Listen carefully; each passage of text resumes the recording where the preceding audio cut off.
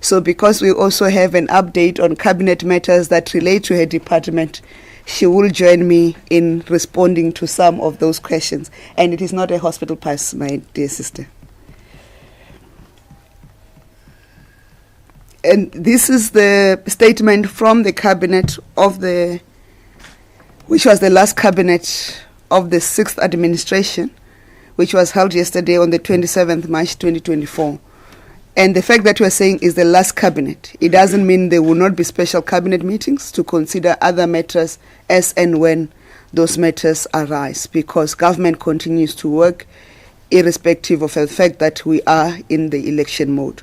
So this is official. Yesterday was officially the last cabinet meeting. There may be other cabinet meetings, but there will be special cabinet meetings in that regard. But this one was the official. The 27th May constituted the official last cabinet meeting of the 6th administration. On international matters, the UN Security Council resolution on Gaza, Cabinet welcomed the United Nations Security Council resolution passed on Monday, 25th March 2024, that demanded an immediate ceasefire for the holy month of Ramadan, the unconditional release of all hostages, and the urgent need to expand the flow of aid into Gaza. This Security Council resolution is a reaffirmation of the correctness of South Africa's position on the need to prevent the genocide and the violations of human rights of Palestinians and the release of hostages by Hamas. The UN Security Council resolutions are by nature binding on the parties, and the Security Council has to ensure compliance with its resolutions. And therefore, the adoption of this resolution by the UN Security Council is a critical step to also enable the flow of humanitarian assistance to the Gaza area. Cabinet further reiterates its call that the security of both the people of Israel and Palestine can only be assured through a two-state solution existing side by side, formulated in accordance with the 1967 borders. On the reopening of the European Union export markets to the equine disciplines of South Africa, Cabinet welcomed the endorsement by the EU member states of the proposal by the EU Commission Standing Committee on Plants, Animals, Food and Feed Controls and Import Conditions section that placed South Africa back on the Annexure 4 list of the African Horse Sickness Free Zone. This amendment of the Annexure 4 list includes South Africa as an authorized zone from which registered equines are authorized for direct entry into the EU following the required in-country pre-export quarantine period. Cabinet commended the efforts of both the Department of Agriculture, Land Reform and Rural Development and the South African Equine Health and Protocols for ensuring this reinstatement after 13 years since South Africa was last able to export registered equines directly to the EU. On the courtesy introductory visit by Dr. Nangalo Mbumba, the President of Namibia, Cabinet welcomed as a demonstration of strong ties between the two countries the courtesy introductory visit by the 4th President of Namibia, Dr. Nangalo Mbumba, which took place on the 18th March 2024 following the passing away of the late President Dr. Hage Geingob. President Ramaphosa received President Dr. Mbumba, who was accompanied by the Ministers of Trade and Industry and Agriculture, who had the opportunity to interface with their counterparts on the sidelines of the visit to resolve hindrances to movements of South Africa's agricultural products into Namibia and finalized trade and investment cooperation agreement between the two countries.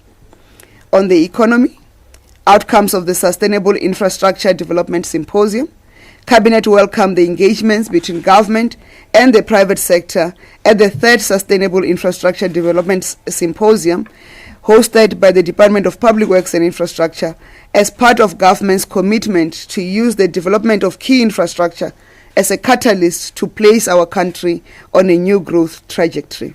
The symposium considered a suite of initiatives being implemented to ensure delivery of infrastructure at the required scale and pace, including reforms of the infrastructure development environment in order to lift business confidence and encourage investments. The symposium considered progress with the country's implementation of the strategic integrated projects, commonly known as SIPs, that have grown in value from 340 billion rands in July 2020 to 540 billion rands to date. 18 projects valued at 10 billion, covering human settlements, roads, water and sanitation, have been completed. A further 230 billion rands worth of projects are in construction phase, and 170 billion rands worth of projects are in the procurement phase. Outcomes of the second Black Industrialist Exporters Conference.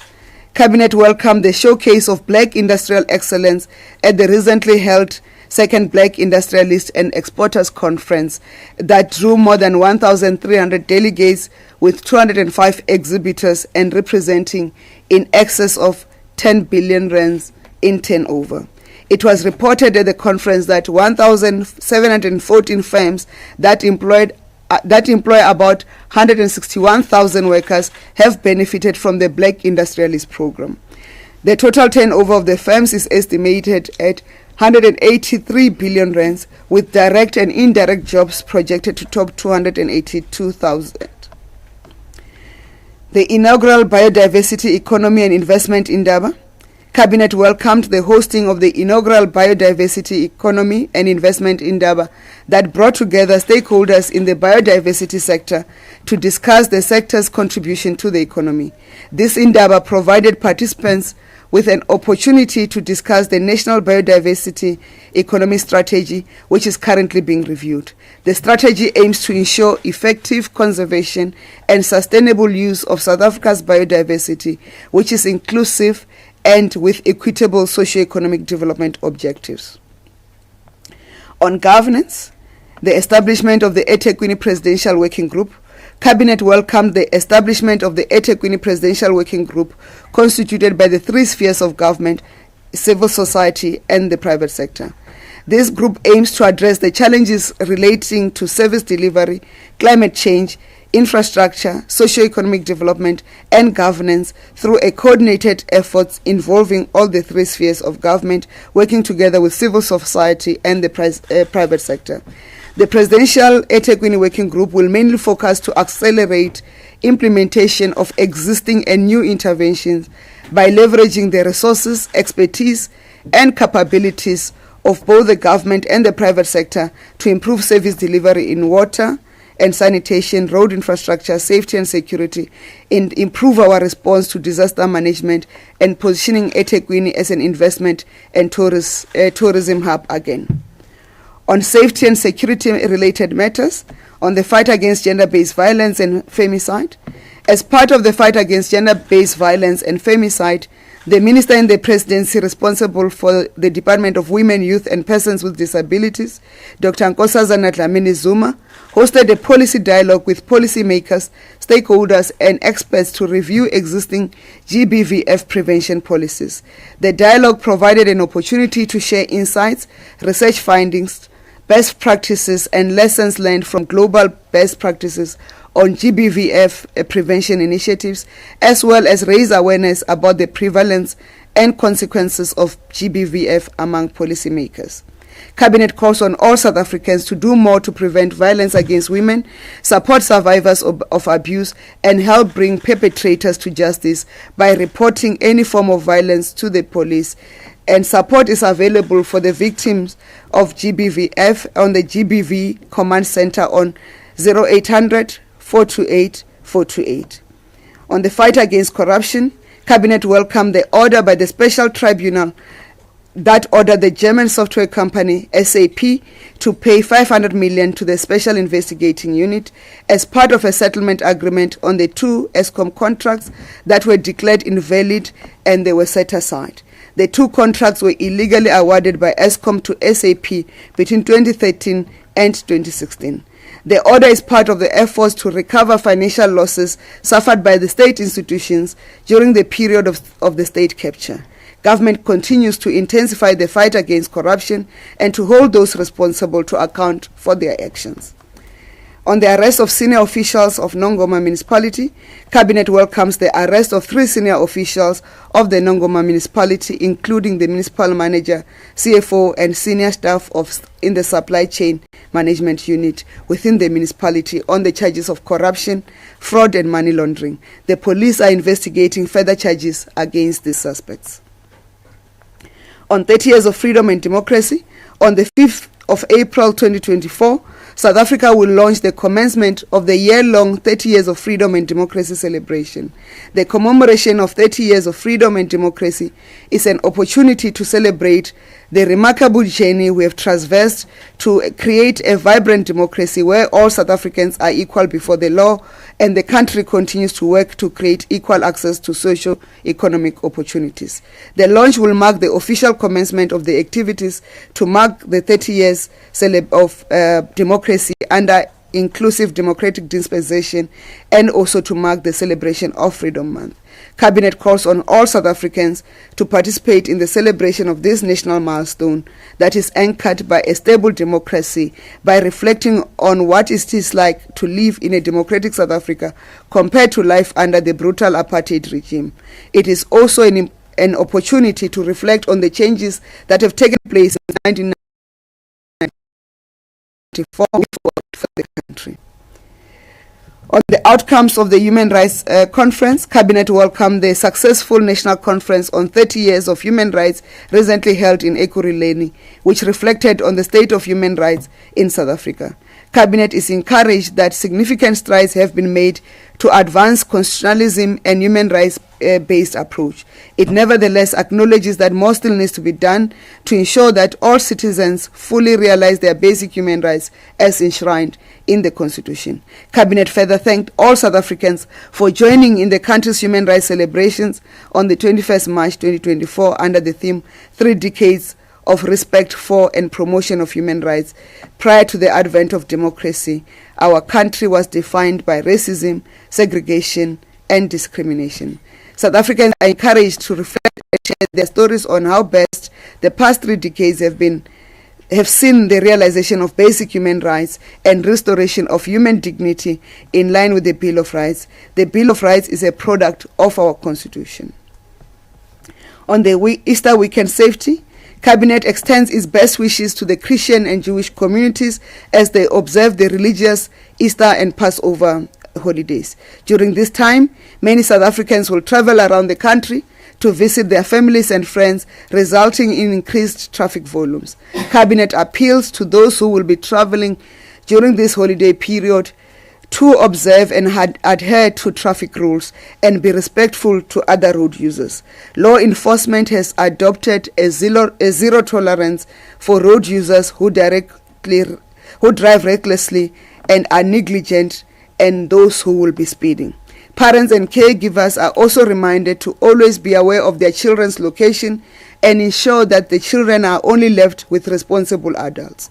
There must be extra care in the supervision of our children around the swimming pools, beaches, and anywhere near water. There will be heightened police visibility across the country aimed at preventing, combating, and countering any crime during this holiday period and beyond.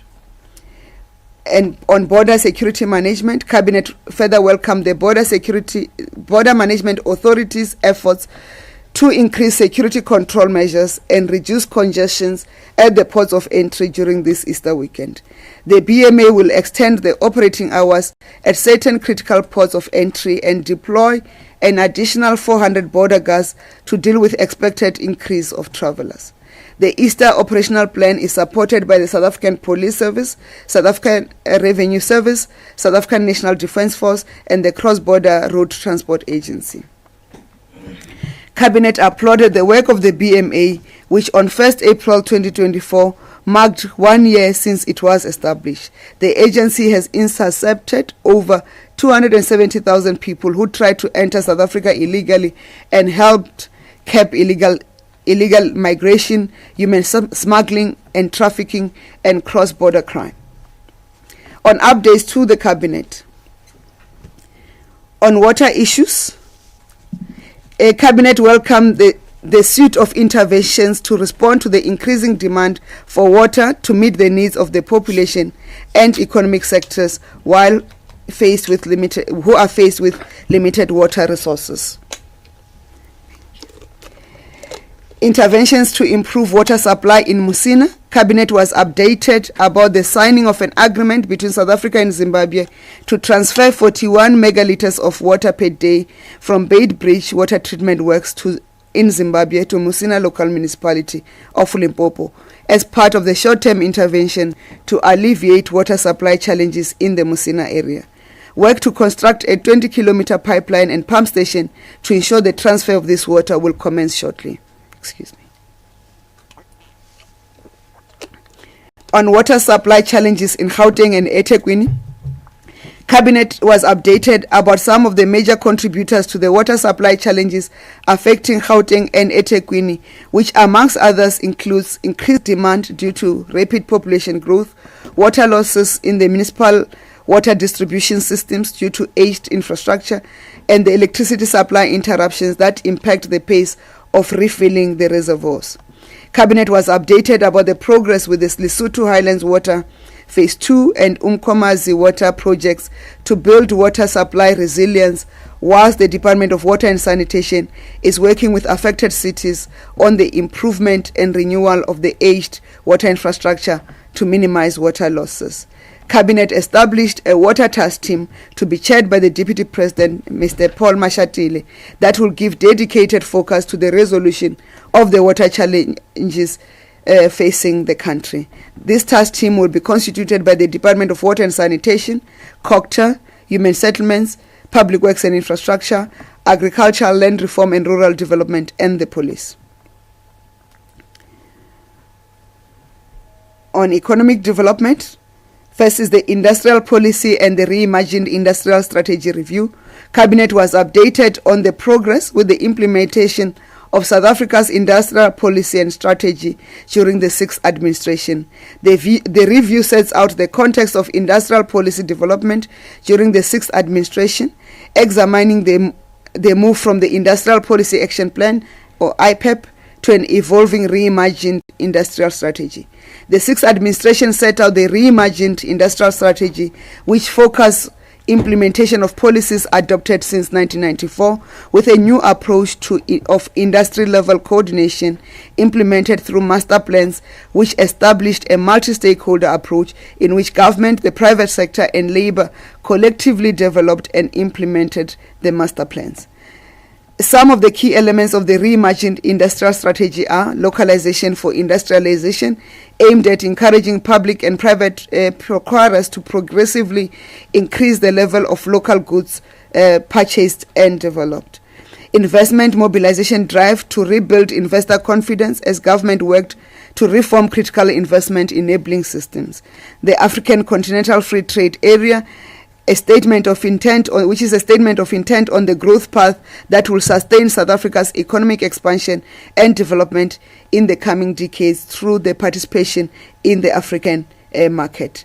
Reforms to the Competition Act with the objective to provide more powers to the Competition Commission to tackle economic concentration and promote transformation.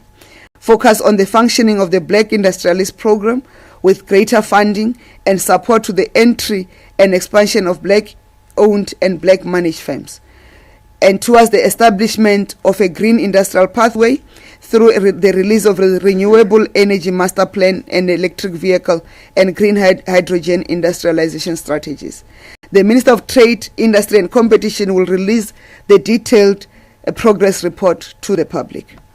The implementation of the DTIC sector master plans as per the reimagined industrial strategy. Cabinet received update on the progress made with the implementation of the master plans led by the Department of Trade, Industry and Competition as they relate to the reimagined industrial strategy. Seven master plans are being implemented through the deployment of the industrial policy tools with an objective of developing capacity, increase investment and localization, expand exports, preserve and grow jobs. These master plans seek to foster industrialization, competition, strengthen localization to bring about economic transformation and job creation. They cover 740,075 workers, inclusive of women and youth across the country. These master plans are in the following sectors: poultry, sugar, clothing, textile, footwear and leather, steel, furniture, and global business services. The Minister of Trade, Industry and Competition will release the detailed progress report with the implementation of the sector master plans. Progress on broadcast digital migration program. Cabinet received an update on the progress as the country prepares for the final analog switch off by 31st December 2024. The country has completed the phase 1 of the digital migration program, with all the analog services moved below the 694 MHz frequency and allowed the release of the spectrum to the mobile operators as licensed by ICASA. Phase 2 is progressively switching off the remaining 191 out of the more than 1,000 analog transmitters, whilst also continue to connect and register indigent households for set-top boxes. Progress on the report on the draft white paper for social development. Cabinet received a progress report towards the introduction of the white paper for social development, which sets out the principles and guidelines for the reform of the country's social welfare system to deliver better results for vulnerable groups. The objective is to develop a social security system that is socially equitable, financially viable, and efficient in meeting the needs of the most disadvantaged sectors of the population. The Department of Social Development developed a green paper on comprehensive social security and retirement reform, which will address social security and respond to existing gaps in the provision of social protection as the basis for the white paper.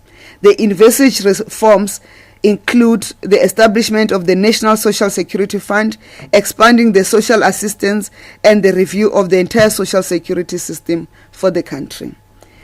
Progress report on the outcomes of the Communal Land Administration and Tenure Summit held on 27th to 28th May 2022. Cabinet received progress on the implementation of the outcomes of the Communal Land Administration and Tenure Summit that was held in 2022 and the work that is being done to implement the resolutions of the summit. Cabinet has been informed that the progress in the implementation of the resolutions are as follows. 1. The amendment of the deeds register to provide for recordal of land rights has been approved by the National Assembly and is now with the National Council of Provinces. The pilot for recordal of land tenure rights has commenced in the communal area of Eastern Cape Province at Amahleke Traditional Authority. The draft bill on communal land administration and tenure is being consulted with key stakeholders before being submitted to Cabinet for approval. And the IMC has directed the deputy ministers to convene a meeting with the COI and the SAN committee. The Cabinet has directed the minister to convene a meeting with the COI and the SAN committees on the issues they raised at the summit as it relates to the communal land rights. Progress report on the implementation of 2 major human settlements development projects in Gauteng for provision of almost 68,000 households.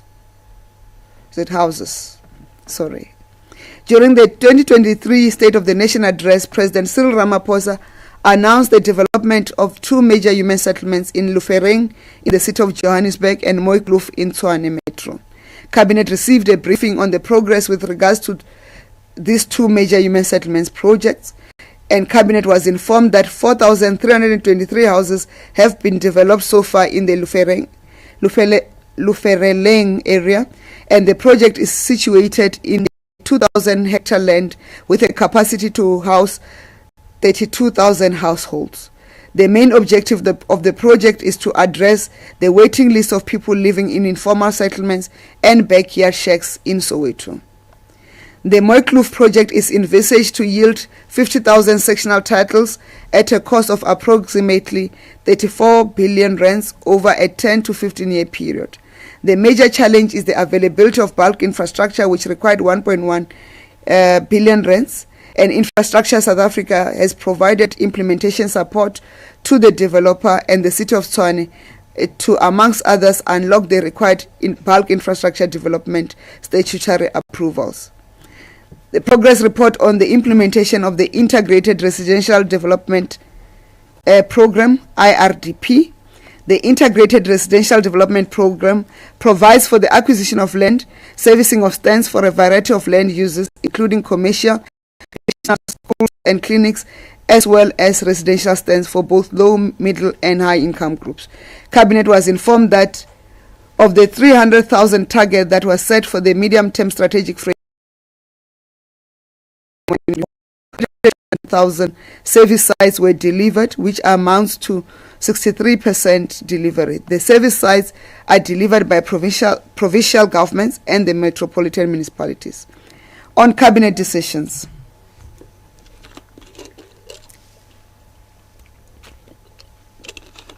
The incorporation of the Small Enterprise Finance Agency, SEFA, and the Cooperative Bank Development Agency, CBDA, into the Small Enterprise Development Finance Agency, SIDVA. Cabinet received progress report on the merger of SIDA, SEFA, and CBDA into SIFTA. Cabinet approved the 20 months extension period to conclude the process of merging of the entities into SIFTA. Cabinet approved the establishment of a transitional structure for the Small Enterprise Development Finance Agency to prepare the new institution for its new mandate and functions. The transitional structure will be in place for 24 months and will consist of 13 members, mainly drawn from the 3 existing boards of SIDA, SEFA, and the CBDA. Policy on extension of social security coverage to typical and informal sector workers for retirement and rest benefit. Cabinet approved the publication of the draft policy on the extension of social security coverage to typical and informal sector workers for retirement and rest benefits. The policy aims to address existing gaps in the social security coverage to cater for the needs of informal sector workers and low-earning workers who do not benefit from social assistance in the form of retirement, disability, and survivors' benefits. The policy acknowledges that although South Africa has a wide social security system that assists millions of poor people, existing provisions are not tailor-made to the needs and circumstances of typical and informal sector workers. This results in poor social security coverage for this vulnerable category of workers, which exacerbates income poverty at old age. This policy proposes early access of benefits by those who make contributions for retirement, disability, and survivors' benefit for typical and informal workers. On the revised policy position on the conservation and sustainable use of the elephant, lion, leopard, and rhinoceros, Cabinet approved the revised policy position on the conservation and sustainable use of the elephant, lion, leopard, and rhinoceros for implementation. The draft policy position is informed by the white paper on conservation and sustainable use of South Africa's biodiversity, which was published for implementation on the 14th of June 2023. The draft policy position focuses primarily on correcting unsustainable practices, promoting conservation and sustainable use of the 5 species, which are elephant, lion, leopard, black and white rhinoceros, and providing policy direction for international commercial trade. The draft policy position proposes 3 international commercial trade-related policy objectives as follows. 1, to promote live export of the 5 species only to range states or any other appropriate and acceptable destinations with suitable habitats on the African continent. South Africa will work with range states to support a proposal for international commercial trade in rhinoceros horn from protected wild rhinoceros for conservation purposes when conditions become favorable. And the 3rd one, consider international commercial elephant ivory trade only when conditions become favorable. The policy further proposes 3 conservation and sustainable use policy objectives to enhance species management as follows. 1, to end the captive keeping of lions for commercial purposes and close captive lion facilities, put a halt to the intensive breeding of lion in controlled environments, and end the commercial exploitation of captive and captive-bred lions. 2, to phase out the domestication and intensification of management of the rhinoceros, and 3rd, to enhance the conservation and sustainable use of the leopard. On the National Data and Cloud Policy, Cabinet approved the publication of the National Data and cloud policy for publication. The policy seeks to strengthen the capacity of the state to deliver services to its citizens and to ensure information is readily available for citizen empowerment. The policy also places South Africa in line with international trends as digital economy continues to grow exponentially, driven by cloud computing technologies. This policy seeks to enable South Africans to realize the socio-economic value of data through the alignment of existing policies, legislations, and regulations. The policy further seeks to put in place a conducive and enabling environment for the data ecosystem to thrive. The policy seeks to create an enabling environment for the provisioning of data and cloud services to ensure socio-economic development.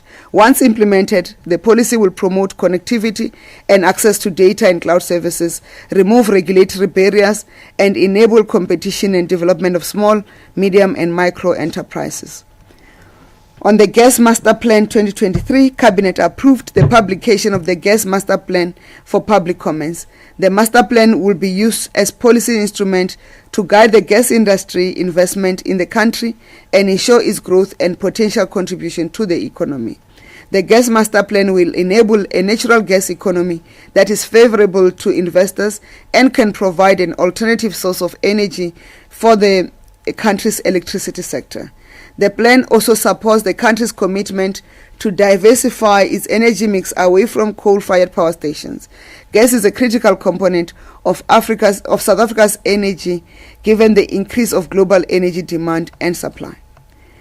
On the bills that were approved, the Electronic Deeds System Amendment Bill, Cabinet approved the publication of the Electronic Deeds System Amendment Bill for public comments. The bill seeks to amend the Electronic Deeds Registration Act of 2019 and the Deeds Registration Act of 1937 and the Sectional Titles Act of 1986, as these acts have become outdated. The bill addresses the interests of South Africa's inclusive economy and security of land tenure. The amendments are technical in nature and aim to benefit owners of land and rights to land insofar as to provide for security of title. The National Environmental Management Biodiversity Bill 2024, Cabinet approved the publication of the Biodiversity Bill 2024 for public comments. The bill will replace the National Environment Management Biodiversity Act, NEMBA, of 2004, which has since become ineffective. The NEMBA is currently restrictive and inflexible, and this leads to an excessive permitting regime and over-regulation. The Biodiversity Act will lead to the effective implementation of the White Paper on the Conservation and Sustainable Use of South Africa's Biodiversity. The bill will be more flexible and will give prominence to the relevant international agreements that South Africa is party to. The bill proposes provisions that will enable speedy transformation of the biodiversity sector. The Local Government Laws Amendment Bill 2024, Cabinet approved the publication of the Local Government Laws Amendment Bill for public comments. The aim of the bill is to review various pieces of local government legislation in order to enhance good governance and operational efficiencies within municipalities. This is done to improve service delivery and capabilities of councils. The bill amends the Municipal Structures Act of 1998, the Municipal Systems Act of 2000, and the Municipal Property Rates Act of 2004. Municipal Structures Amendment Bill 2024, Cabinet has approved the publication of the Municipal Structures Amendment Bill known as the Coalition Bill. The bill seeks to provide a clear legislative framework that will guide the formation of coalition governments, as well as providing system to minimize challenges of coalitions within the local government sphere. There is a need for a framework to guide and strengthen the functioning of coalitions within municipalities to mitigate risk of service delivery and service interruptions to the community. Intergovernmental Monitoring Support and Interventions Bill. Cabinet approved the submission of the Intergovernmental Monitoring Support and Intervention Bill to Parliament for processing. The bill will be used as a remedy to many challenges experienced when government invokes Sections 100 and 139 of the Constitution of the Republic of South Africa. Section 100 empowers government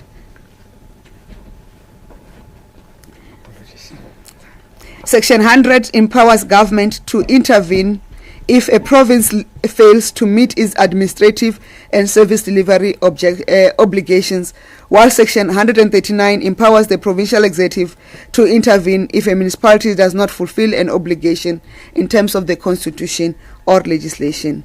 The IMSI bill is introduced as the regulatory instrument to address challenges of enforcing Section 139 and will regulate the implementation of this section of the Constitution, including the relevant processes. It will provide for targeted support to municipalities in need of assistance and provide for the monitoring of municipalities to fulfill their obligations in terms of the Constitution or legislation. Appointments. All appointments are subject to the verification of qualifications and the relevant security clearances. The extension of contract for Mr. Sipho Abednego Musai as the CEO of the Rand Water, and the extension of contract of Ms. Meme Sijosingwe as the Secretary General in the Office of the Chief Justice. Appointment of the council members of the Security Industry Regulatory Authority, or SIRA, Dr. Audrey Leah Mufume as the Chairperson, Advocate Simosenko Sichamane as a member, Ms. Pritima Kukule and Ms. Nontando Nana Sabela as members. Appointment of the transitional governance structure of the Small Enterprise Finance Development Agency. Cabinet approved the appointment of Mr. Tembinko Sibonakele as the chairperson, Ms. Peli Sankomo, Ms. Nozuko Makanda, Mr. Mutsem Fuleni, Ms. Pumeza Mqingwana, Ms. Bunolo Ramukele, Mr. Avuyile Kabadia, Mr. Pet Makape, Mr. Koli Daku, Mr. Luyanda Ntwane, Mr. Sfiso Mtsweni, Mr. Siakula Smelani, and Ms. Kiabetsi Mkhorosi. Upcoming events. Excuse me. The Transport Summit on Universal Accessibility. The Department of Transport will be hosting the Transport Summit on Universal Accessibility in Gauteng over 2 days on the week beginning 29th April 2024. The summit is part of efforts to ensure that South Africa as a country remove all barriers that prevent people with disabilities, elderly people, children, and other vulnerable members of society from participating fully in society. The deliberations at the summit will be critical in directing how South Africa ensures universal accessibility to transport, especially public transport, to make it inclusive and accessible for people with all levels of abilities.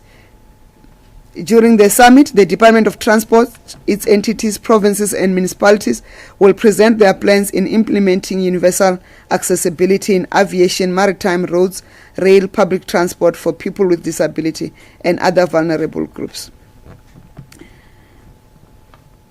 On messages, on congratulations, Cabinet extends its congratulations and well wishes to Mr. Lisisha Khanyago on his reappointment as Governor of the South African Reserve Bank. The reappointment of Ms. Nomfundo Chazibana and Dr. Rashad Ismail Kasim as Deputy Governors of the South African Reserve Bank, respectively. Dr. Mampho Modise as the new Deputy Governor of the South African Reserve Bank. This is very heartwarming to some of us. To the Akuska Chamber Singers from South Africa for winning the final grand prize competition for the Vox Lucens Choir Prize 2024 in Italy. Cabinet joined President Ramaphosa in congratulating President Vladimir Putin on his re-election to the position of President of the Russian Federation. Cabinet further recalled the commitment of South Africa and the Russian Federation to mutually cooperate at the multilateral level, including the two countries' common membership of the United Nations, the G20, the BRICS, and other multilateral bodies. Cabinet also joins President Ramaphosa in congratulating President-elect Mr. Bassirou Diomaye Faye on his election as the President of the Republic of Senegal. Cabinet applauded also the other contestants for displaying maturity in accepting the election's outcome. South Africa and Senegal enjoy close political, trade and social relations which are deepened by strong historical ties rooted from the anti-apartheid struggle. On condolences, Cabinet expressed its condolences to the friends and families of the people of Russia and the Russian government following the terrorist attacks on the Caucus City Concert at the Caucus City Concert Hall in Moscow that left 137 people dead. Cabinet also extends its condolences to the friends and families and the government of the United States on the collapse of the Baltimore Bridge, which so far has 6 people missing. May their souls rest in peace. Thank you.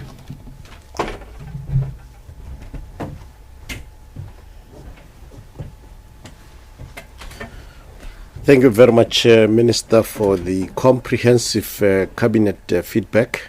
As you have indicated, that was the last sitting of cabinet, but doesn't rule out the special cabinet meetings.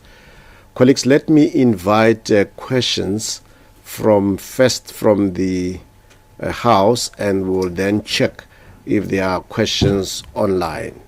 The running order, it's simple. You raise your hand, press the red button, introduce yourself, and the media house.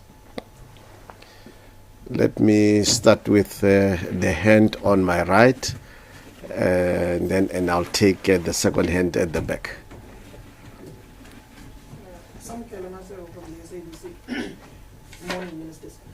In essence, my question surrounds human settlements. On the issue of low-cost housing, particularly those rental stocks that you have, there is a push by the missing middle to have those as a rent to buy, as opposed to just a renting only, which in turn ends up having those particular occupants of those residents not paying any rentals on those units they are currently occupying.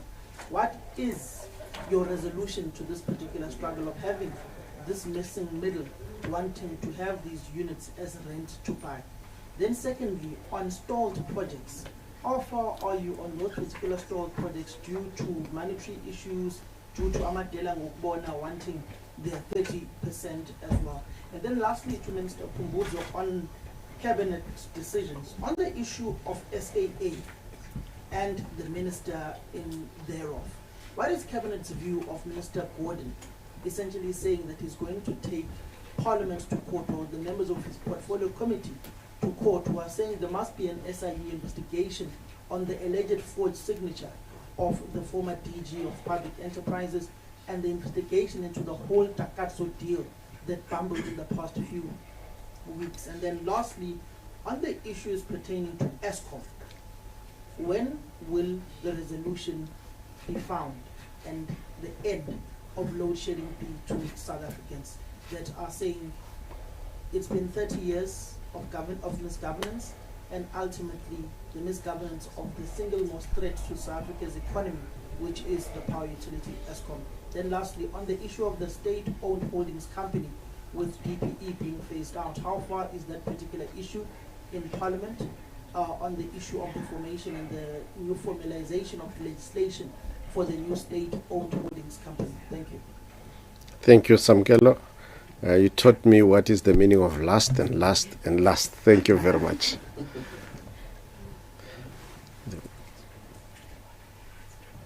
Good morning, ministers. My name is Mtebu Mkoba with the SABC. In fact, Samkelo covered pretty much of a few of the questions that I wanted to pose. But nonetheless, the statement is straightforward, Minister. My only, I think, interest again would be on the 30 years of democracy. I'm always wondering, that we're celebrating 30 years of democracy, but I'm always wondering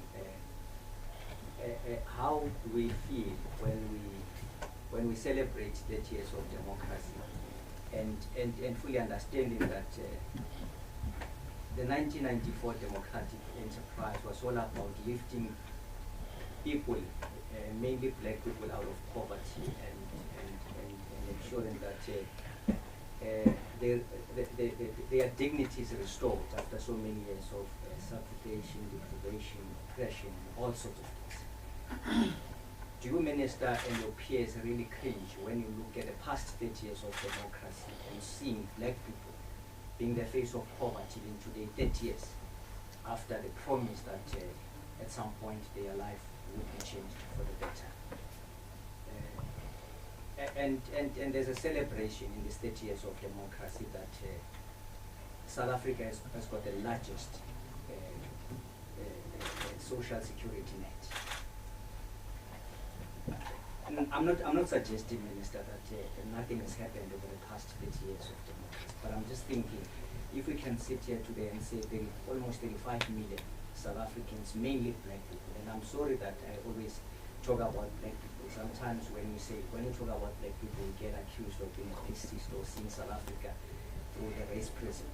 But it's just that sometimes some of us will just get excited and fascinated by the betterment of our race, which happens to be black. If you look at 35 million people living in poverty and receiving social card, and 9 million of them receiving 350. Juxtapose it with the salary increment that our ministers and deputy ministers received sometime last year of around 3.8%. That translated into around 7,800 for a minister for a month, just a month, 7,800. 7,800. Repeat the number. I'm saying 9.5 million. I'm told. Not the number.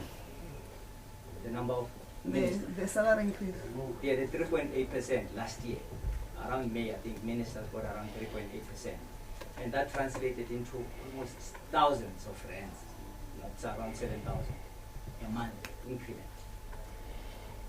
Do we really take pride in the fact that we live in people and we have to celebrate and allow them to really celebrate to get 350 while we're getting this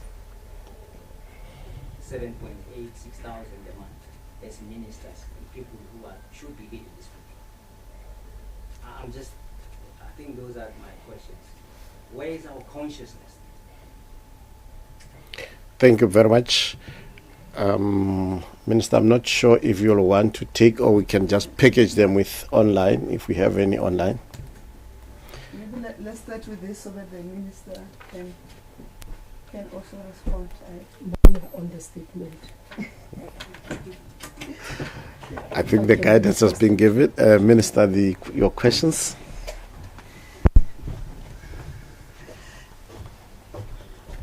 Thank you for the questions. There was the questions you have asked to Minister Kubai. She'll respond to them when she deals with the statement. She says those are the issues she's addressing on the statement. On the questions you've raised on the SAA matter and the Portfolio Committee of Public Enterprise and Minister Gordhan, I'm sure you're fully aware that the processes in Parliament are not part of the deliberations of Cabinet. The separation of powers doctrine still applies. So we will not comment on the processes of Parliament. And the minister is entitled to act in accordance to what he feels has to be done. But Parliament will process its work, and when Parliament has resolved, and in respecting the separation of powers doctrine, will then take a decision in Cabinet that is appropriate. On the state-owned holdings company bill draft, it is in Parliament, is being considered in the committees, so we do not know whether the Parliament will conclude that work or not. Remember, today Parliament is going on recess for the constituency period, but I'm sure they've made arrangements to process the bills that they are in front of them. On the resolution of load shedding, Minister Ramkhopa will be briefing in detail and sometime next week, and I don't want to speak and you say we are contradicting each other, but we remain committed, and we received an update yesterday at Cabinet on the progress that is being made with the resolution of the load shedding crisis. And you will agree with me, Samkelo, that where we are today is much better than where we come from, and as with load shedding, and we understand the impatience of saying this problem must be resolved, and we are working for its resolution. But Minister Ramkhopa will provide the details. Part of the details will include where we've brought more capacity, additional units back in some of the power stations, but he will provide those details. And there was questions on the 30 years of freedom and democracy. And I'd want to speak to you, Ntebu, and others on the context of our freedom and democracy. That was 300 years of oppression, 300 years of exclusion, 300 years of being made not to be South African when you were South African. So the question is, will 30 years be sufficient to resolve the problems that we were confronted with in this country? And I want to start here. In 1993, if you go to the Stats SA result, and I was trying to recall that, and when we deal with the online questions, I'll come back and give you the statistics. In 1993 and 1994, when we took over, only 26% of South Africans had access to electricity.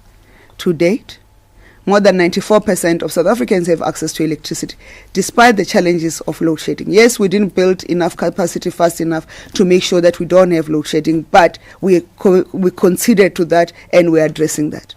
When the problem of load shedding gets resolved completely, in fact, now when we've managed to lower the stages of load shedding, more than 94% of South Africans switch on a light on a wall. They no longer rely on candles. They no longer rely on paraffin. In 1994, when we took over, South Africans continued to find to collect water in the river streams, and they were drinking water with cows. Yes, we have a challenge of water supply, but majority of South Africans have access to water at a household level. We no longer collect water even at the standard which we have set ourselves. If you recall, if you go back to the RDP document, we had set ourselves that we are going to make sure South Africans have access to water, and the RDP standard, Minister Kubai, if you remind me, is the street corner level that we had committed to. We have improved on that. People have access to water in their own households. We are resolving that. Majority of us would not have gone to universities because you needed to apply to get permission for somebody to go to university. And even then, you were restricted to qualifications that were not assisting you to contribute meaningfully. There were a choice of where you participate. Today, Samkwelo is able to ask questions about the missing middle, where we are able to ask questions about how is the NEFSAS funding. We are funding more than a million students in the NEFSAS alone to make sure that they have access to tertiary education, which was not there before. Majority of young South Africans came out when the president said, this is the story of Tinswalo. Yes, there were those who wanted to see the glass half empty, but majority of the black people you are talking about, who are the majority of South Africans, are no longer where they were in 1994. Will the eradication of poverty be done overnight? No. But if you do a comparison, I just forgot the statistics and we can check for you the statistics.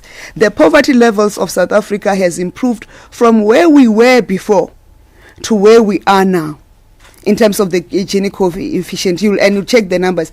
But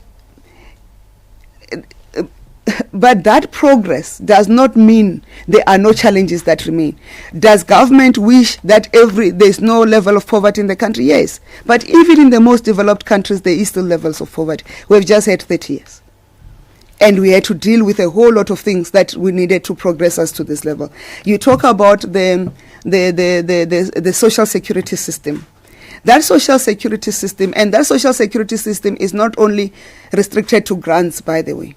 That social security system includes the more than 11 million children we feed every day at schools who otherwise would not have had access to food. That social security system means, the Minister Kubai will talk about the numbers, the number of households that are living in decent houses. Stats SA came out and say there are fewer. Now we are 1% of mud and what you call them unsustainable structures. There are people who first had decent shelter because this government, over the successive 30 years, have provided shelter to those South Africans.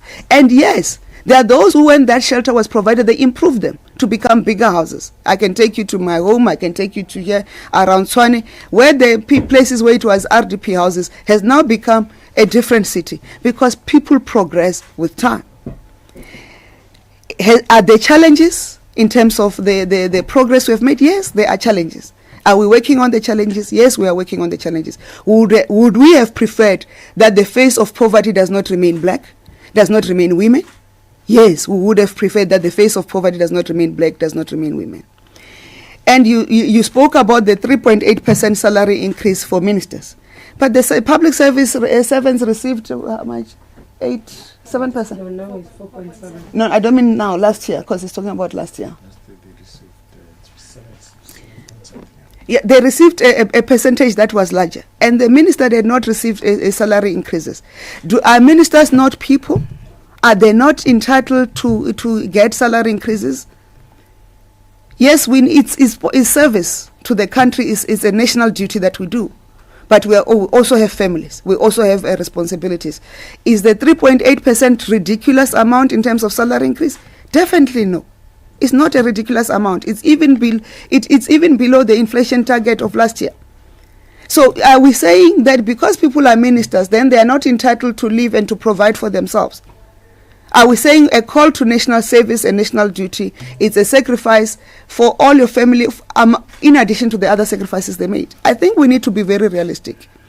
The social security system of the country is not meant to keep people in that system. It is for that reason that the Department of Social Development, and we also came out, and when we do the celebrations, we are going to give you the numbers.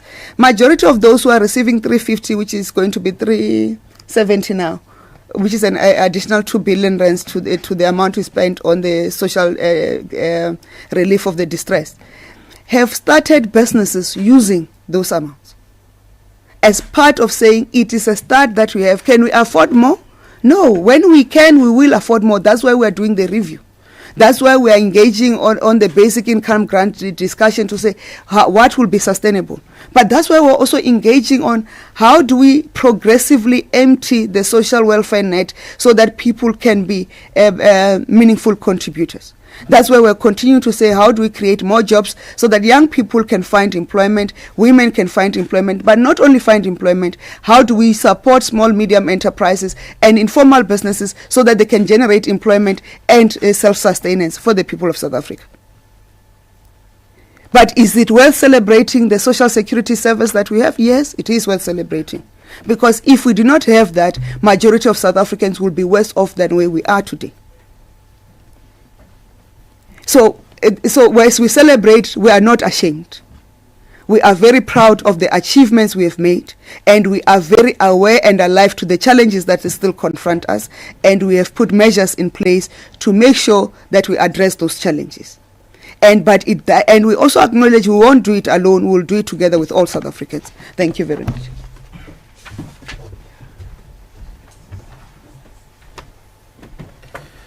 Thank you very much, Minister. As per the statement that you read on the 30 years of democracy, there will be unfolding events on that one. Let me check if we have any online questions, TK. Thanks, Mr. B. It's only one question from Terence Kerimaus representing Engineering News. And the question is, when will the gas master plan be gazetted, and will there be a public comment phase, including public hearings? Thanks. Thank you. Minister, you'll take the last question.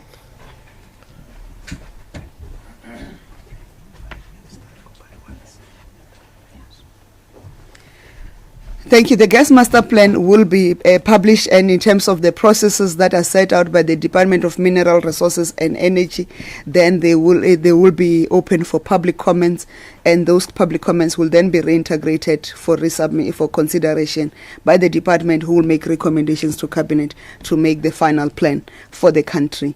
But that has been approved. And given that you do not have too many questions for me, I take this opportunity to invite Minister Kubai, the Minister of Human Settlements, to take you on board in terms of the progress we've made on human settlements issues and the new initiatives that are taking effect this afternoon. Minister, over to you.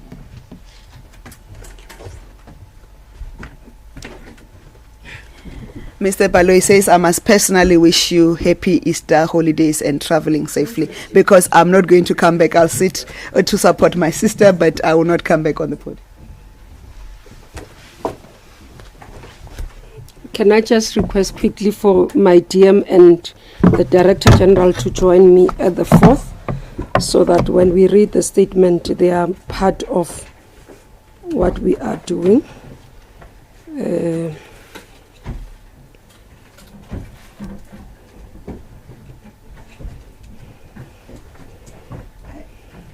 I'm the one that stays minister, so I'll leave you with it. Sorry about that. I see you've got a full contingent. So I do have a full contingent of the team. With your team. Thank you very much for the support and the work that is done.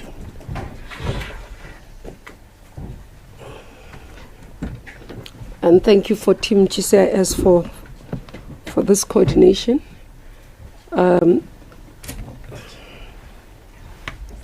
Maybe just to indicate, we do have our Director General, Dr. Muyemi, who started with us at the beginning of this year, January 2024.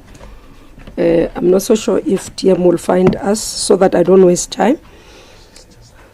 Today marks the third annual media briefing of the Department of Human Settlements after we took a conscious decision in 2022 that just before the end of the financial year, we will provide an update to the public on the strides we have made to execute our constitutional obligation, openly highlight the challenges that have delayed our progress, and identify our areas of interventions.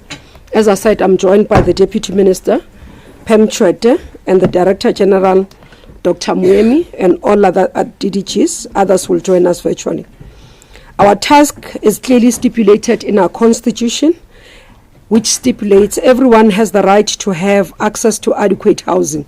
The state must take reasonable legislative and other measures within its available resources to achieve the progressive realization of the right of this right. What we need to report is that for the past 3 years, we put our efforts as the portfolio and as MINMEC on the following areas in terms of priority to respond to these challenges. We agreed that we will increase the delivery of houses by identifying priority areas and monitor them progressively. We re-emphasized the importance of removal of asbestos roofs, unblocking of blocked projects, eradication of mud houses, 40% set aside for women, participation in terms of economic participation, delivering of houses for military veterans, responding to the housing needs of the missing middle through affordable housing, stabilizing the portfolio both in the department and on state-owned entities, improving our response to emergency housing needs, upgrading of informal settlements, and digitization of our beneficiary list. As we celebrate 30 years of democracy, it's important and also an opportunity for us to reflect on the work that has been done over the years. Census 2022, published by Stats SA, reflected the following.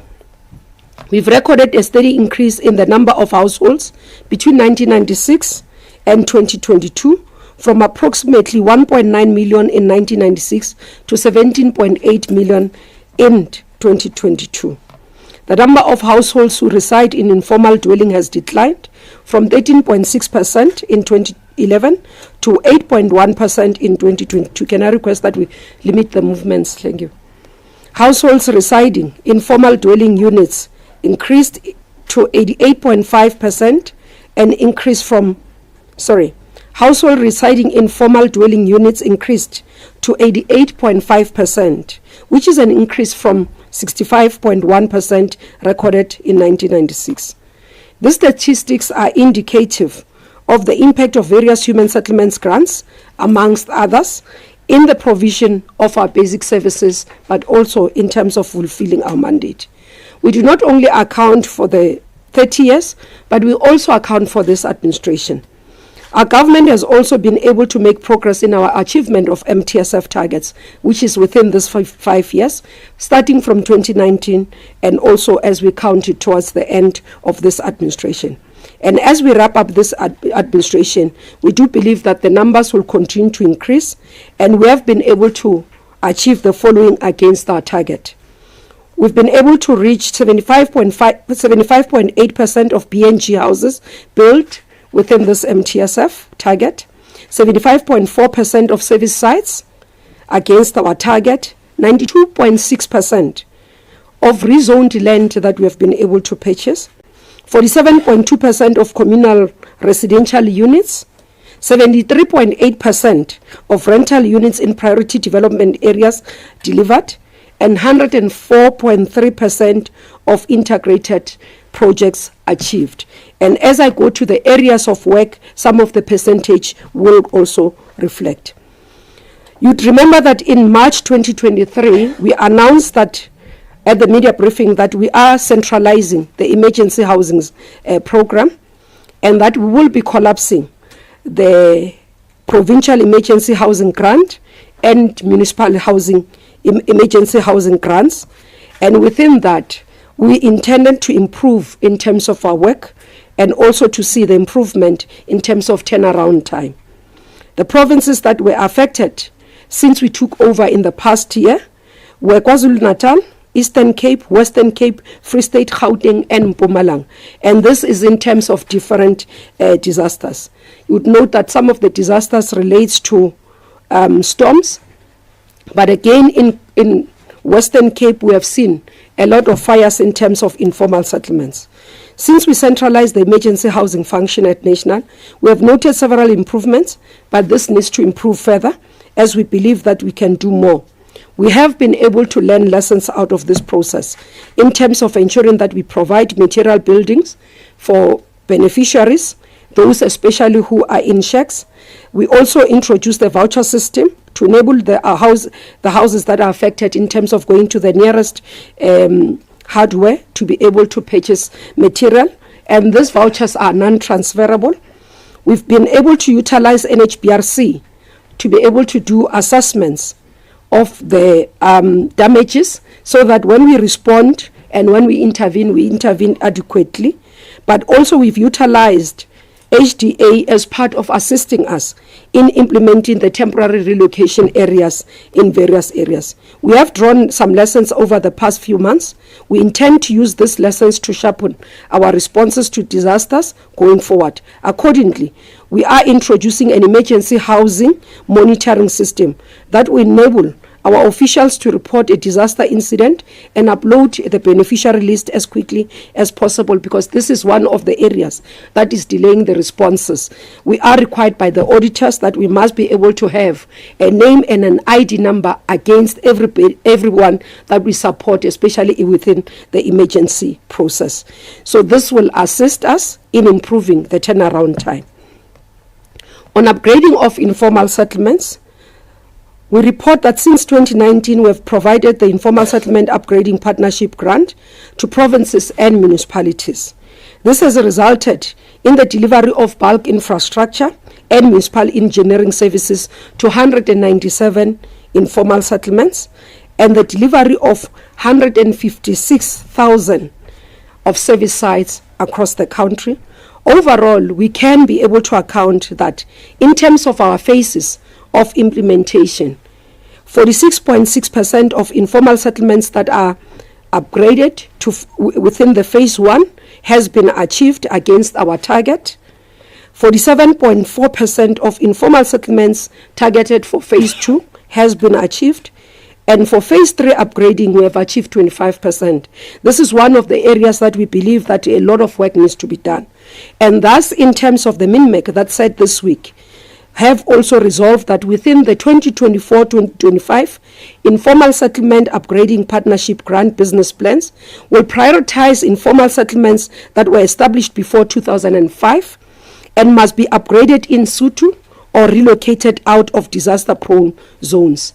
This we have said as MINMEC and together as a portfolio that we can't continue to be surprised when disasters happen in informal settlements that we know that have been actually in disasters over time. So the target is that, and as well, not the new informal settlements that come up gets upgraded before the old ones. That's why we are saying priority is going to be given to all informal settlements that have been in place before 2005. And this will assist us to implement this in phased-in approach, but also to be able to not be shocked. I think somebody was saying, how do you get shocked every time you see people in Jaske River moving with the flow? Because you know already. So surely you should be able to do something. And this is in response to some of the concerns that have been raised. In moving into the next area, eradication of mud houses. Immediately when I joined the portfolio, we put mud houses as one of our priority following my visits to various provinces. We are happy to report that several households who lived in mud structures has since been provided quality houses and now have a place that they call a home that is decent and safe. In the outgoing financial year, we delivered 11,972 eradication of mud houses or formal structures against our target of 12,046 units. A target we had set for ourselves to restore the dignity of those who live in the structures. We will continue in this area in the following years as business plans are approved for this financial year as well. On title deed restoration program, we recognize that backlog in the registration and issuing of title deeds must be addressed. We have initiated several interventions to support the implementation of the title deeds restoration project. We have agreed that 30% of the Human Settlement Development Grant may be utilized to install bulk services that prevents the conclusion of township formalization processes without being able to have bulk infrastructure, but this award is required by municipalities to be able to formalize the townships. While this funding may not be sufficient, the Urban Settlement Development Grant in municipalities is appropriate for us to be able to respond to this and reduce the pressures that we have. Furthermore, together with provincial MECs, we have agreed that the Title Deeds Friday campaign is important for us to take on and be able to ensure restoration of dignity. Since the establishment or the determination of this Title Deeds Friday, 6 October 2023, that's when we started, we have been able to, just between that time and now, issue 27,842 title deeds. This shows that when we put efforts and focus on the program, we will be able to receive a turnaround time. But again, to ensure that we see a security of tenure, MINMEC has agreed to the minister's request to declare a deadline or to promulgate a deadline of 31 March 2025 for the devolution of all pre-1994 stock units to beneficiaries and land to municipalities. So these are the flats that you find in the towns that used to be by apartheid government, and we are saying all these units must be in the hands of the people, not in the state, and the title deeds given to them.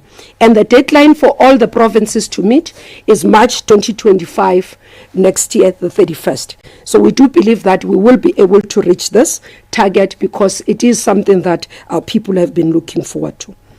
On the eradication of asbestos roofs, again we reported that we are reinstating this as a priority area following outcries in Free State in terms of the projects that had been stalled and not have been implemented.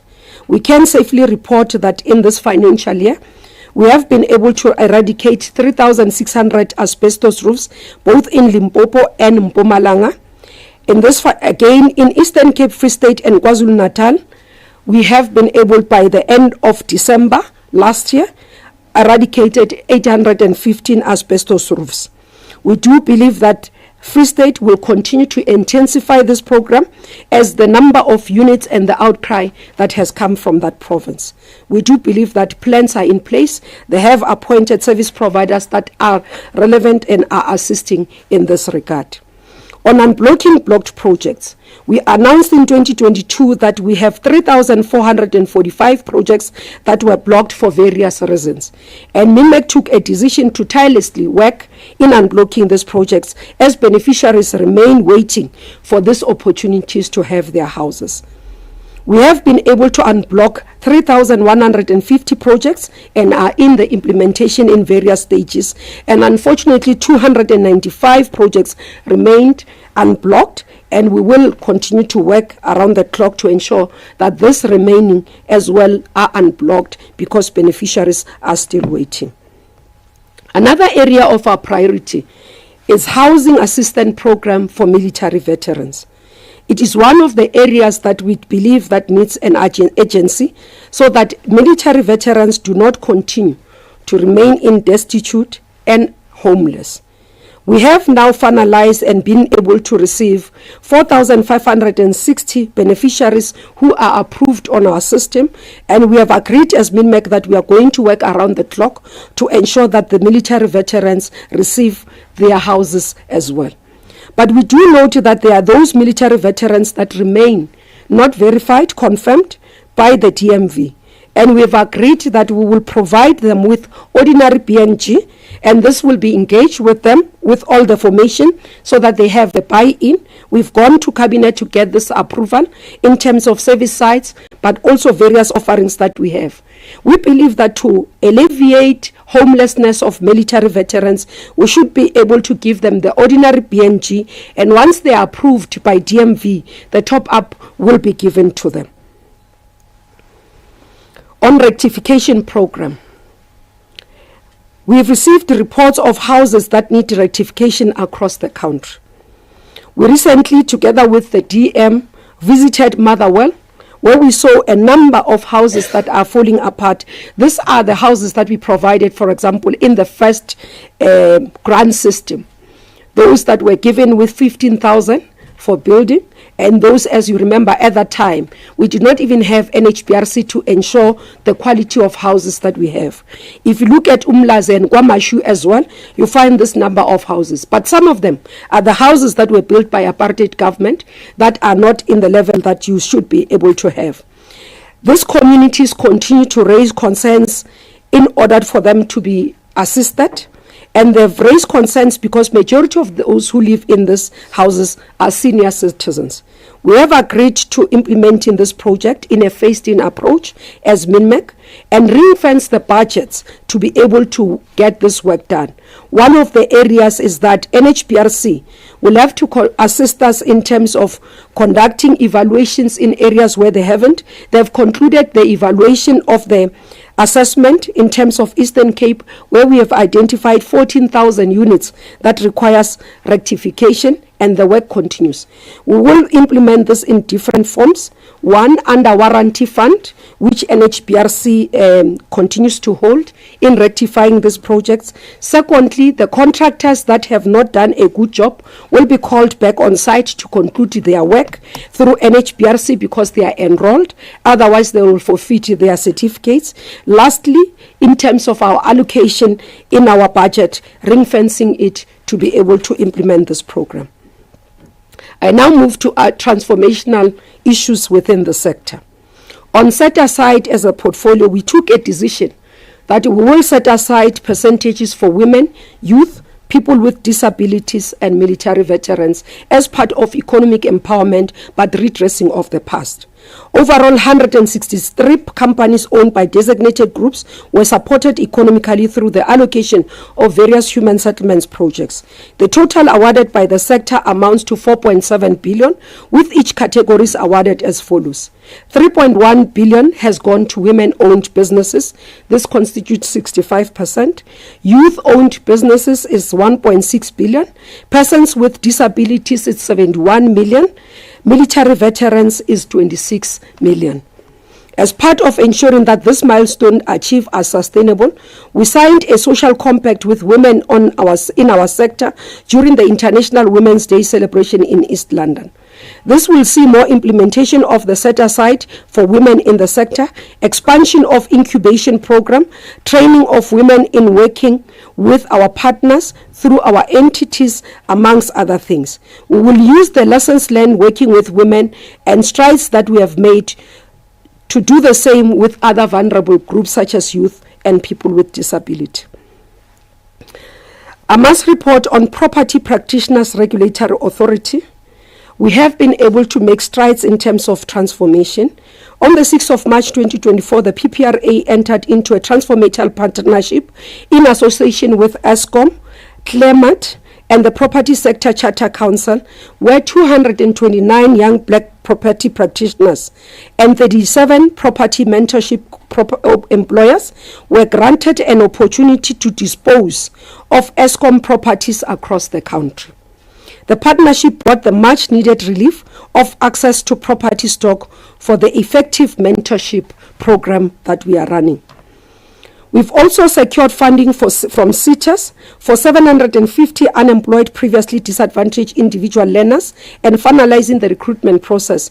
This will assist us in placing young people as property practitioners under the mentorship program and also giving them practical and theoretical training so that they can be players in the sector.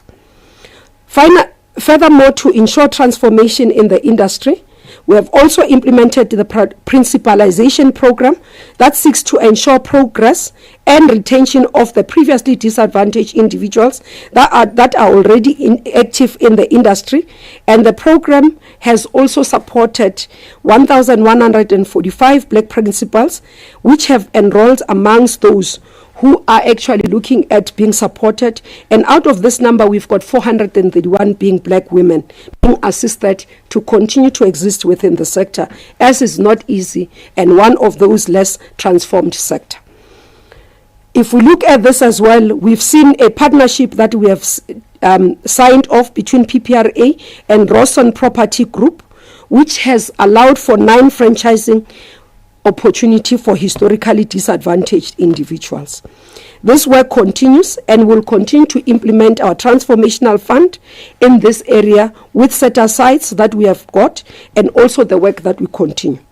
I must say one of the concerns that we have is in relation to our grey listing, which as a sector we've contributed in the negative grey listing.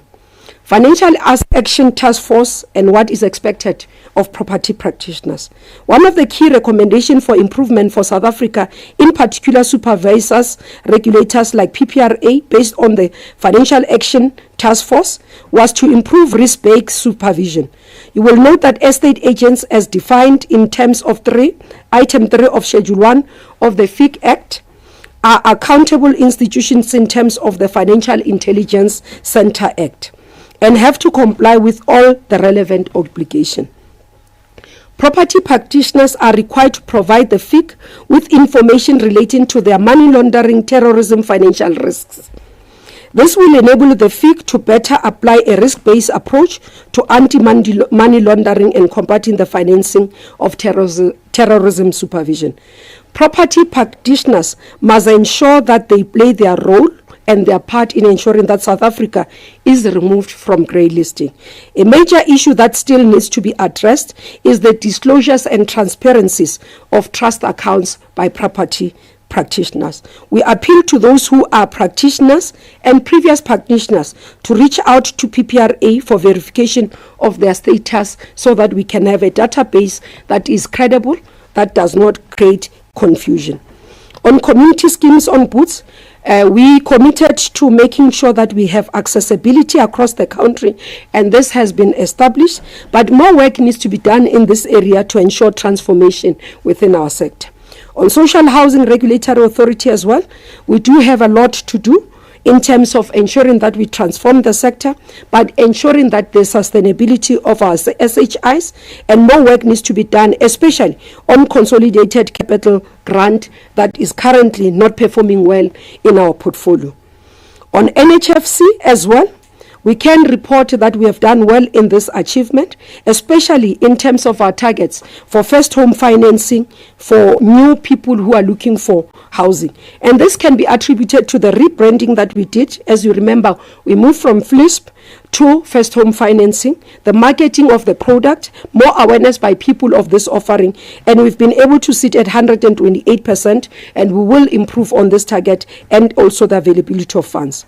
We can safely say this is one of the areas that we can be able to support, but more importantly, what we have taken a decision is to establish an incubator program to help unblock technical capacity and financial hurdles experienced by previously disadvantaged groups, especially those who are receiving financing from our side. On National Home Builders Registration Council, we have been able to run a women empowerment program in partnership with Gordon Institute of Business Science to assist female entrepreneurs in the sector through coaching and mentoring. This program has supported 500 women to grow their businesses and contribute to the value chain within our sector. In this financial year that is coming, we are expecting NCOP to finalize and approve the Housing Consumer Bill and also it to be ascended into law by the President. This means this piece of legislation will be will be implemented in the coming financial year.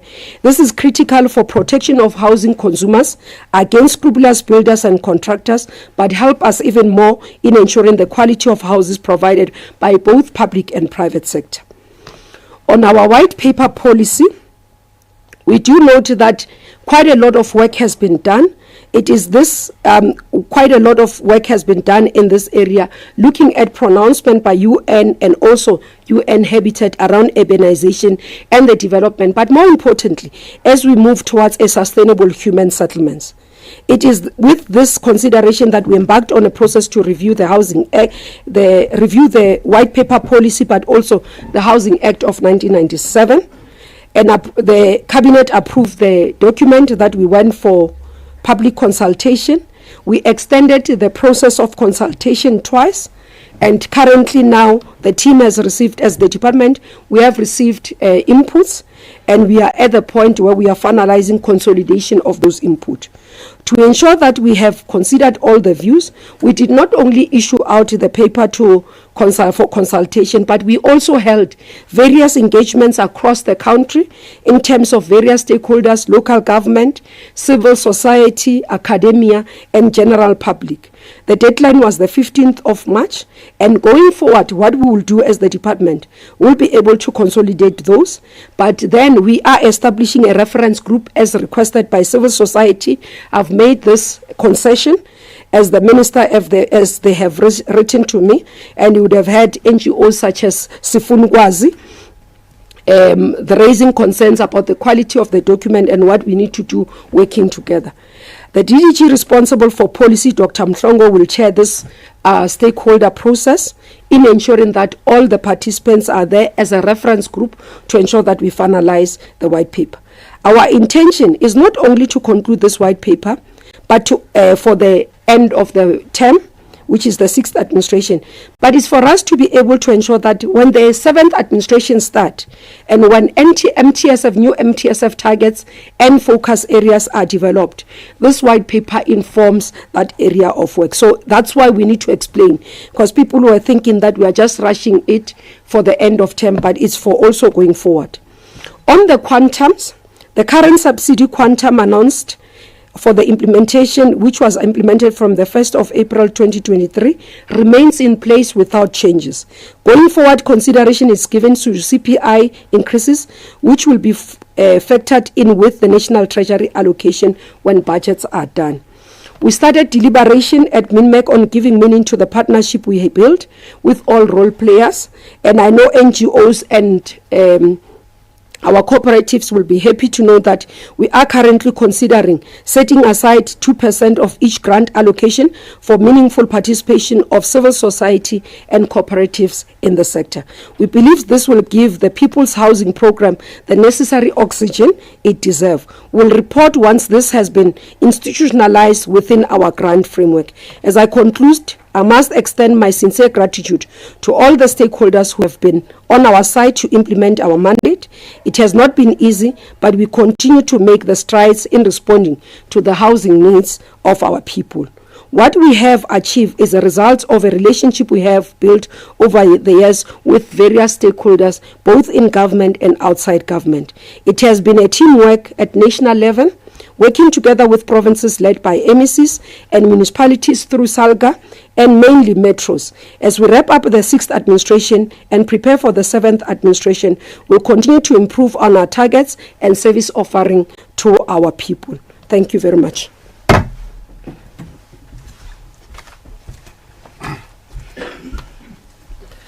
Thank you very much, Minister Kubai, for the comprehensive and quite informative statement. I think we will widely also share the statement. May I take this opportunity to invite questions from the House? I know that earlier there were questions that were directed to Minister Kubai. I don't know that after she has presented the statement, maybe there is an adjustment to the questions, or you want to take a second bite on that, or you want to make a follow-up question on that one? Samkelo?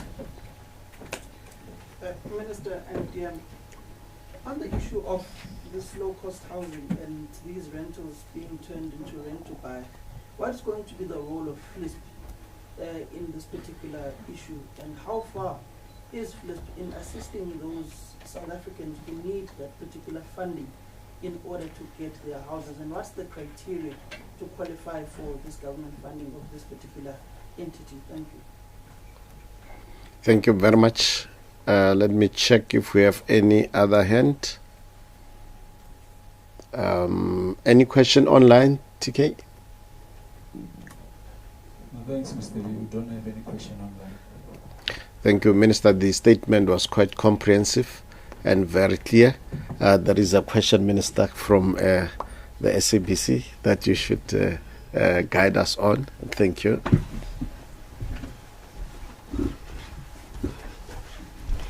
Okay, just to indicate on the, firstly, currently we do not have an option of rent to buy. So with the new white paper policy, that's one of the proposals that is coming through, that we need to introduce the rent to own in terms of the work that we're doing.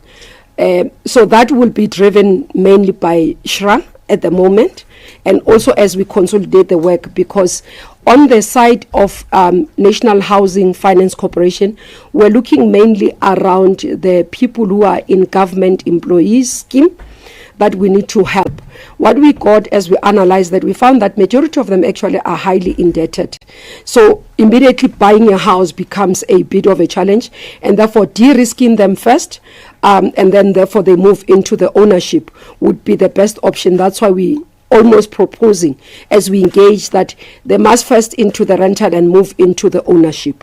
Now, who qualifies for first home financing? It's those that are earning between 3,500 and 22,000 currently, and also who are first home buyers. We do have a non-mortgage option for those who have permission to occupy, who want to extend. The grant as well is there to afford. So what happens is that when you apply for first home financing, these are the people we'll call them easily the missing middle, who either the banks will not give them a loan because they are earning low and more to qualify for a PNG or an RDP house. So that's what we do. We provide a grant in various levels. As they get their mortgage from the bank, we subsidize as government to reduce the rate of payment, but also to make sure that they can afford to buy. So those are the people that would need to. Because we are also in terms of lending, we do have to continue to comply with Credit Act. And that's why you'd hear most of the time there's concessions that there is some strictness in terms of your Credit Act that reduces the affordability or even the issue of people to be able to qualify. So we do believe that that work, when it's done, it will assist this market. But there's still an issue which I've been engaging with private sector as well and developers in terms of issues of stock availability. So both in terms of rental, especially in urban areas, but also for low-cost housing availability. So, for example, when we launched the project of rental social housing in Cape Town, next to Grand West, we found that the property developer was telling us that applications of what qualified was almost about 7,000, and the units were 150.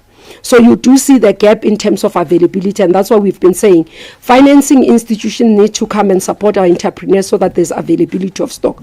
But also low-cost housing closer to where people are staying, are working, so that they can be able to. And that's why one of the engagements we have with in the IMC of Land, led by Minister Zikalala, we've started to identify buildings in inner cities that belongs to government that we will be able to utilize and repurpose for particularly for those who are looking for accommodation closer to the houses, to where they work, so that it can be affordable, but it can broaden.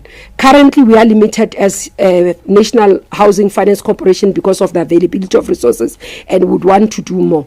But again, we do have a category of people, and one of the engagements with BASA, Banking Association of South Africa, is the people who are falling between 22,000 and 30,000. Currently, there isn't any in public and private sector opportunity for them to own a house. And for us, it is a concern because it means our missing middle has grown compared to what we had worked on. And there's been a call for us to extend it, but with the available funds, we are not able to extend it to 30,000. And that's why we are saying, can we work together with private sector and other financing institutions to be able to close that? I hope I've been able to cover that, Samkelo. Thank you.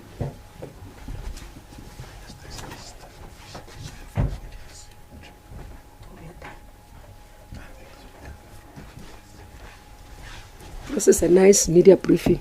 Only one question.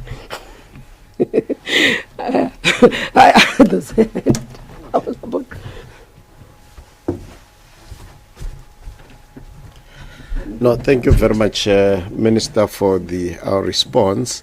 And because we started earlier than I think some of the colleagues might have come a little bit late, but you are welcome. When you ask your question, just press on that. It will give you a red. You introduce yourself and the media house. Hi. Good morning, Minister, and good morning to the colleagues. My question is simple.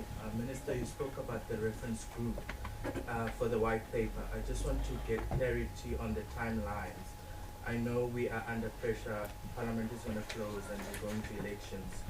What are the timelines for that, and how quick will the 7th administration pick that up? I might have missed when you introduced yourself. I'm Tembaletu Says. I'm a researcher at Stellenbosch University. Oh, thank you very much, Tembaletu. Minister? I think the DG must take that one. DG, we are researching. We want to produce.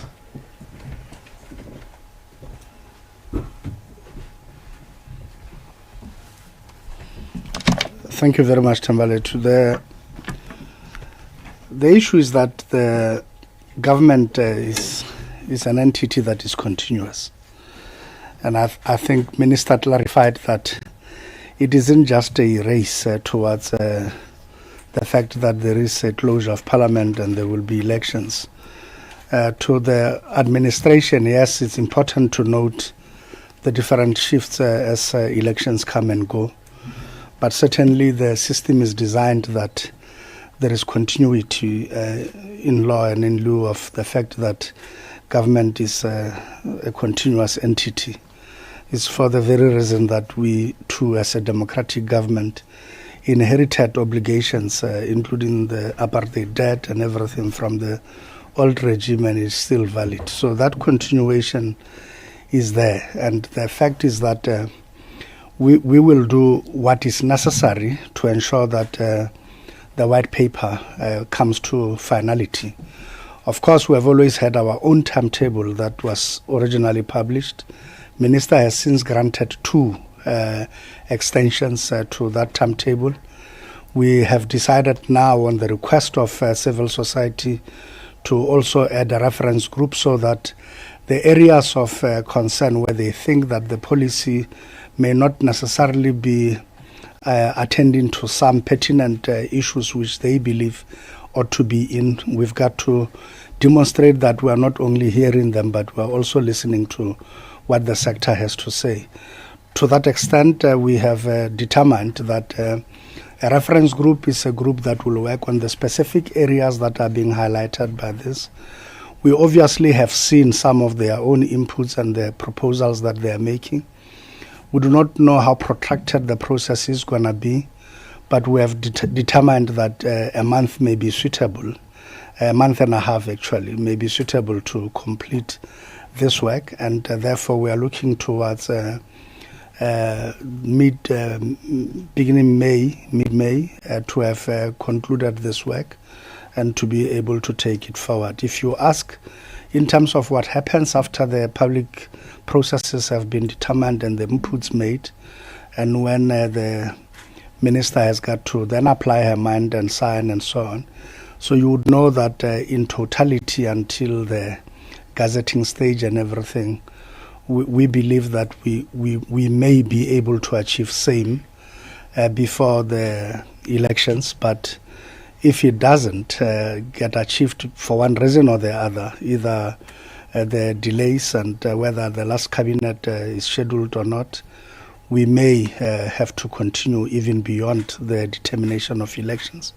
So with us, we want to bring certainty, and I think as the administrator minister in the department, we have to give comfort that the process will be taken to its logical conclusion, and that it shouldn't matter really whether elections come or do not come.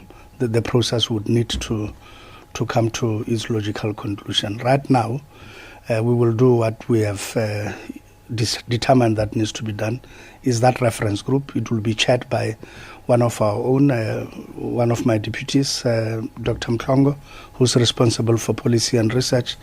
She would take the process forward with the NGOs, and all other participants, including in the academia, will form part of the reference group.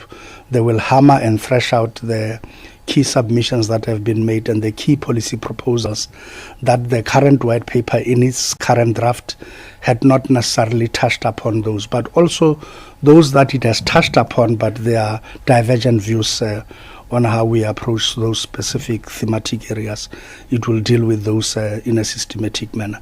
We are confident, really, that a month and a half should be sufficient. We've had different time frames being proffered, even suggestions by the sector itself, including those in the NGO sector, that some of them were even proposing 3 months.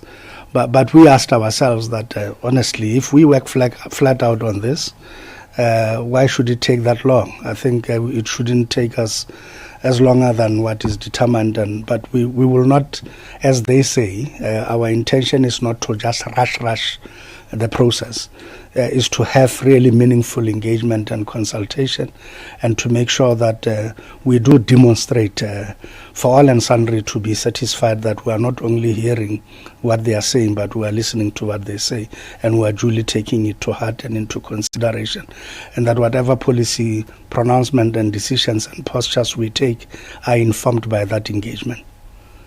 I believe I've addressed it sufficiently. Thank you.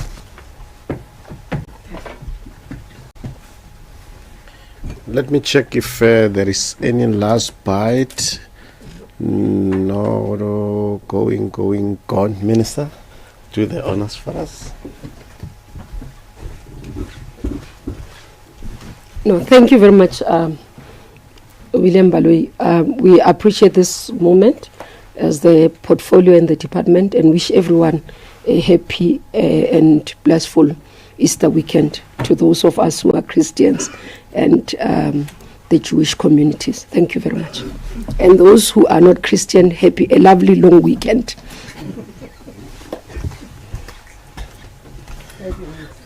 Thank you very much. And let me also thank the sign language interpreters that are here. We acknowledge also the presence of DM Chete. Thank you very much, Minister. We have heard your message. We'll make sure that we behave accordingly on the road. This brings us to the end of this briefing. But any other follow-up questions, my colleague Klengi, where it's here, you might just send her extra work on anything that you might have wanted, including the statement. This brings us to the end of this briefing, and thank you very much, and have a safely long weekend. Thank you.